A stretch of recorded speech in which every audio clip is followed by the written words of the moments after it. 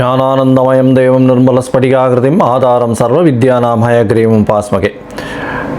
நேயர்கள் அனைவருக்கும் astro KS ஐயங்காரின் பணிவான நமஸ்காரங்கள். அஸ்ட்ரோ டிவி நேயர்களுக்கு அஸ்ட்ரோ கேஎஸ் ஐயங்காரின் பணிவான நமஸ்காரங்கள். வார பலன் 29/4/2024 5/5/2024 வரலும் உண்டான வாரத்திற்கு மேஷம் முதல் மீனம் வரை என்னென்ன பலன்கள்னு பார்ப்போம். முதல்ல இந்த வாரத்தில் இருக்கக்கூடிய கோல்சாரம் என்ன, இந்த வாரத்தில் வரக்கூடிய விசேஷ நாட்கள் என்ன, இந்த வாரத்தில் எந்தெந்த ராசிக்காரர்களுக்கு சந்திராஷ்டமம், இது வழியாக பார்க்கலாம். முதல்ல இந்த வாரத்தினுடைய கோல்சாரம் அப்படின்னு பார்க்கும்பொழுது காலபுருஷ தத்துவத்தின் முதல் ராசியான மேஷ ராசியில் சூரிய பகவான், ஏன்னா சித்திர மாதத்தில் இருக்குது, சூரிய பகவான், சுக்கிரன், குரு 3 கிரகங்கள் இந்த வாரத்தில் 6ஆம் இடத்துல, அதாவது ஆரம்பிக்கும் பொழுது பார்த்தோம்னா இந்த வாரம் ஆரம்பிக்கும் பொழுது கன்னியா ராசியில் கேது பகவானும், சனி பகவான் கும்பத்திலையும், செவ்வாய், புதன், ராகு இந்த 3 கிரகங்கள் மீனத்திலையும் இருக்கக்கூடியது இந்த வாரத்தினுடைய விசேஷம்.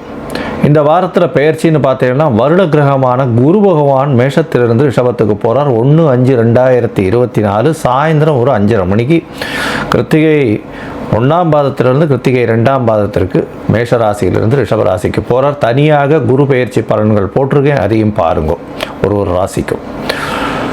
சந்திர பகவான் இந்த வாரத்தில் பூராட நட்சத்திரம் தனுசு ராசியிலிருந்து ரேவதி நட்சத்திரம் மீன ராசி வரலும் போகிறார். அதாவது தனுசு, மகரம், கும்பம், மீனம் 4 ராசிகளுக்கு போகிறார். இந்த வாரத்தில் பார்த்தேனால் வரக்கூடியது, இந்த வாரத்தில் ஆரம்பிக்கும் பொழுதே சஷ்டி திதி, அதாவது 29ஆம் தேதி அன்னைக்கு சஷ்டி திதி. சஷ்டி திதியில் விரதம் இருப்பவர்களுக்கு சஷ்டியில் விரதம் இருந்தால் அகப்பையில் வரும் அப்படின்னு சொல்லக்கூடியது குழந்தை பிராப்திக்கு மிகவும் ஏற்றமான காலகட்டம். இதை தவிர முருகனுக்கு வழிபாடு மிகவும் ஏற்றம். அதாவது முருகப்பெருமானை நினைத்து சஷ்டி திதி என்று விரதம் இருப்பவர்கள் நினைத்த காரியம் கைகூடும். இந்த வாரத்தில் பார்த்தேனால் 1/5/2024 அன்னைக்கு குரு பெயர்ச்சி பலன்கள். குரு பகவான் மேஷராசி கிருத்திகா நட்சத்திரம் 1ஆம் பாதத்திலிருந்து கிருத்திகா நட்சத்திரம் 2ஆம் பாதம் ரிஷபராசிக்கு போகிறது பெரிய விசேஷம். இதன் மூலியமாக அவருடைய பார்வையும் அவர் இருக்கும் இடத்தை வைத்தும் பார்வை பலனை வைத்தும் ஒரு ராசிக்கும் தனித்தனியாக மேஷம் முதல் மீனம் வரை உண்டான ராசிகளுக்கு உண்டான பலன்களை போட்டிருக்கேன், பாருங்கள் அவசியமாக. இந்த வார கடைசியான 4ஆம் தேதி, அதாவது இந்த வாரம் சனிக்கிழமை 4ஆம் தேதி அன்னைக்கு பார்த்தோம்னா 4/5/2024 அன்னைக்கு ஏகாதசி. இந்த ஏகாதசி விரதம்ன்றது வைஷ்ணவர்களுக்கு மிகப்பெரிய ஏற்றம். அதாவது இது கிருஷ்ணபக்ஷ ஏகாதசி, மூவிங் டுவர்ட்ஸ் அமாவாசை, அதனால் கிருஷ்ணபக்ஷ ஏகாதசி இது மிகப்பெரிய விசேஷம். பாப விமோசன ஏகாதசின்னு பேர். இந்த விரதம் இருப்பவர்கள் எந்த விதமான பாவங்களாக இருந்தாலும், தவறு எந்த ஒருத்தருக்கு பண்ணியிருந்தாலும் அதை போக்கக்கூடிய பாப விமோசனி அப்படின்னு சொல்லக்கூடிய ஏகாதசி.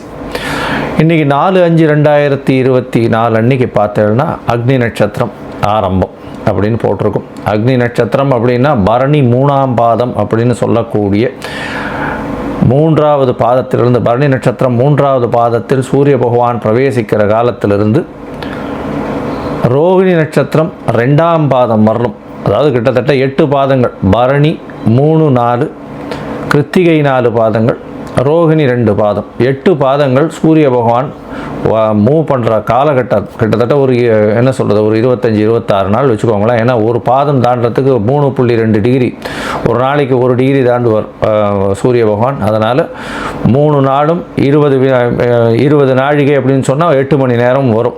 அதனால் 8 பாதங்கள் தாண்டணும் அப்படின்னா கிட்டத்தட்ட அவர் 25-26 நாள் ஆகும். ஸோ 4ஆம் தேதியிலிருந்து 29ஆம் தேதி வரலும் கிட்டத்தட்ட அக்னி நட்சத்திர காலம் அப்படின்னு சொல்லக்கூடியது. அது 4/5/2024 29/5/2024 வரலும் உண்டான காலத்தை அக்னி நட்சத்திர காலம்னு சொல்லக்கூடியது. இந்த காலகட்டத்தில் பொதுவாகவே சுபகாரியங்கள் பண்ணுறது இல்லை. அதாவது இப்போ வீட்டில் சுபகாரியங்கள்னு சொல்லக்கூடிய திருமணம், காது குத்தல், இந்த மாதிரியான சீமந்தம், இந்த மாதிரியான விஷயங்கள்லாம் பண்ணுறதில்லை. இது ரொம்பவும் முக்கியமான விஷயம். இந்த வாரத்தில் எந்தெந்த ராசிக்காரர்களுக்கு சந்திராஷ்டமம்னு பார்த்தா ரிஷபம், மிதுனம், கடகம், சிம்மம் இந்த 4 ராசிக்காரர்களுக்கும் சந்திராஷ்டமம் வருது. சந்திராஷ்டமம்னா உங்களுடைய ராசிக்கு 8ஆம் இடத்துல சந்திர பகவான் மறைந்திருக்கக்கூடிய காலகட்டத்தை சந்திராஷ்டமம்னு சொல்கிறோம்.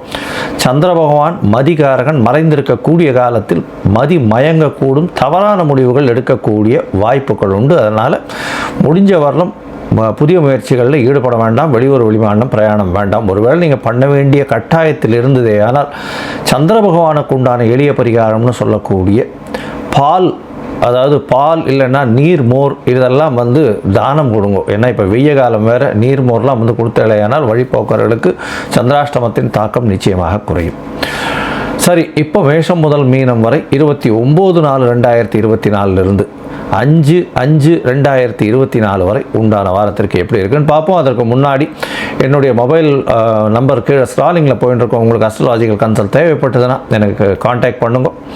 உங்களுடைய date, time, place of birth, உங்களுடைய நேம், பேரண்ட்ஸ் நேம் அனுப்பிச்சலையானால் உங்களுடைய ஜாதகத்தை போட்டுட்டு அதில் சந்தி இருக்கான்னு முதல்ல பார்த்துட்டு, அதாவது நட்சத்திர சந்தி, பாத சந்தி, ராசி சந்தி, லக்ன சந்தி, எந்த சந்திகள் இருக்குன்றதை பார்த்துட்டு, அதை தவிர ராகு கேத்துவில் எந்த கிரகங்களும் அடைப்பட்டிருக்கா இல்லை சேர்ந்து இதுவாகிருக்கா அப்படின்றதையும் பார்த்துட்டு, உங்களுக்கு உண்டான தசாபுக்தி அந்தரம் சூக்ஷ்மத்திற்கு என்ன பலன்கள் அப்படின்றதையும் பார்த்துட்டு, இன்றைய கோல்சார பிரகாரம் எந்த பலன்கள் வருது அப்படின்றதையும் பார்த்து என்னுடைய கட்டணம் என்னன்றதையும் தெரிவிக்கிறேன். அதை போட்டதுக்கப்புறம் நான் உங்களுக்கு அப்பாயின்மெண்ட் கொடுத்து சொல்கிறேன்.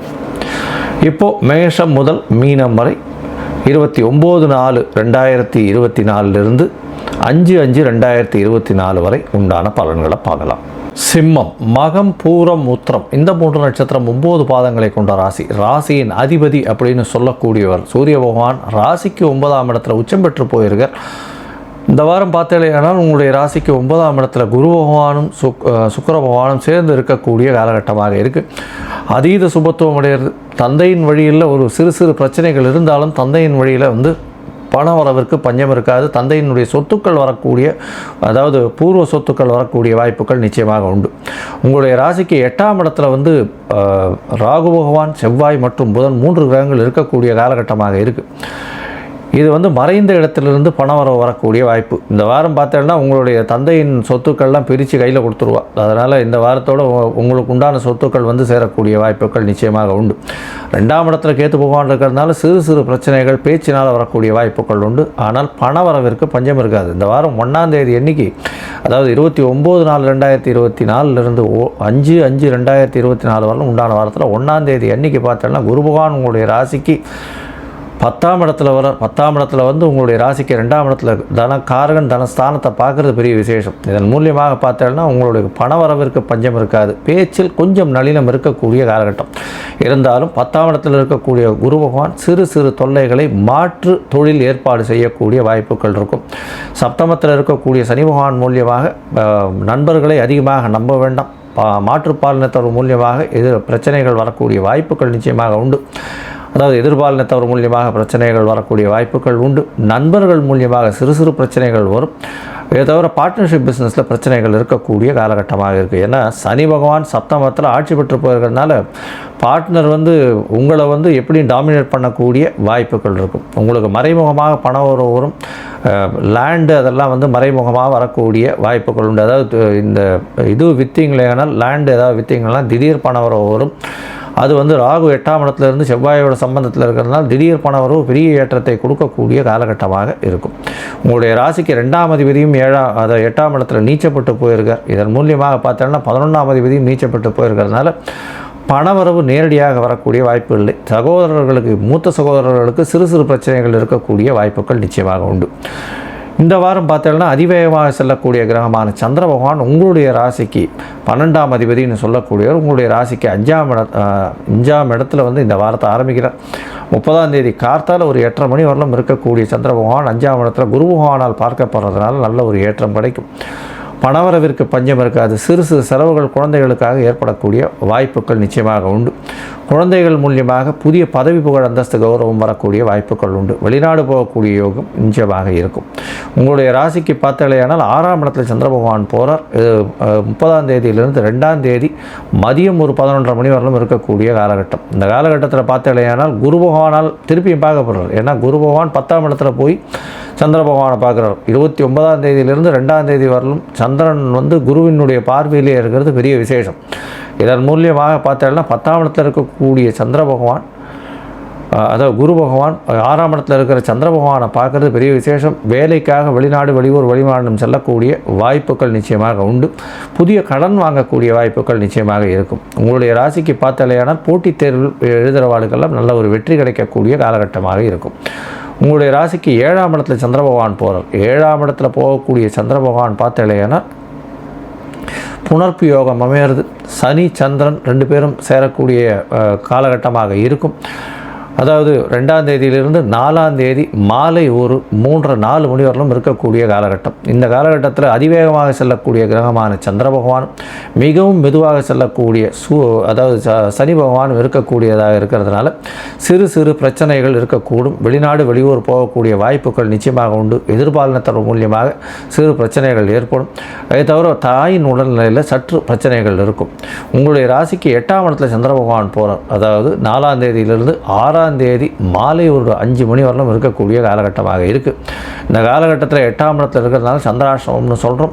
செவ்வாய் பகவான் புதன் மற்றும் ராகுவோடு சேர்ந்து சம்பந்தத்தில் இருக்கிறதுனால பொறுமையாக இருக்கிறது நல்லது. 12ஆம் அதிபதி 8ஆம் இடத்துல போகிறதுனால யோகம். ஏன்னா ஒரு மறைவு ஸ்தானாதிபதி இன்னொரு மறைவு ஸ்தானத்துக்கு போகிறது நிச்சயமாக யோகம். இருந்தாலும் சிறு சிறு பிரச்சனைகள் வரக்கூடிய வாய்ப்புகள் நிச்சயமாக உண்டு. பேச்சில் கவனம் தேவை. உடல் நலத்தில் கொஞ்சம் ஜாகிரதையாக இருக்கிறது நல்லது.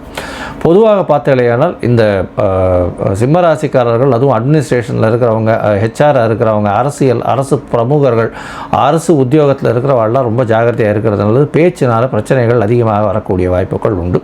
ஜாகிரதையாக இருக்கிறதன் மூலியமாக இந்த வாரம் நல்லபடியாக இருக்கும் அப்படின்றத சொல்கிறேன். நீங்கள் அருகில் இருக்கக்கூடிய இந்த இதுக்கு ஸ்ரீபெரும்புதூர் ராமானுஜரை போய் சேவிச்சுட்டு வாங்க. நல்ல ஒரு ஏற்றம் கிடைக்கக்கூடிய வாரமாக இந்த வாரம் அமைய போகிறது. லோகா சமஸ்தா சுகினோ பவந்து. நன்றி, நமஸ்காரம்.